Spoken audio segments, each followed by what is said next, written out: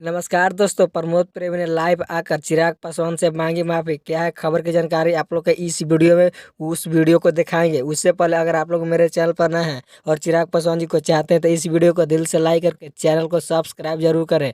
तो बिना समय लेते हुए इस वीडियो को स्टार्ट कर देते हैं।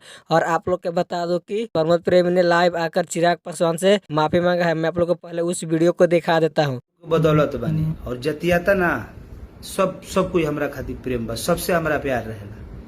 हम तो सिनरैनी गौले बानी, हरजन लोग भाई खातिर भी गाना गाइले। हम उ लोग प्यार आशीर्वाद वही लोग को बदौलत ज्यादा मिलेला। तो आप लोग देखे होंगे कि प्रमोद प्रेमी ने बोले कि हमारा गाना को हरजन लोग यानी कि पासवान लोग सभी गाना को मेरे सुनता है। सबसे ज़्यादा मेरे पासवान लोग गाना का सपोर्ट करते हैं और अदर कास्ट भी सपोर्ट करते हैं, लेकिन सबसे ज़्यादा पासवान लोग ही गाना का सपोर्ट करते हैं।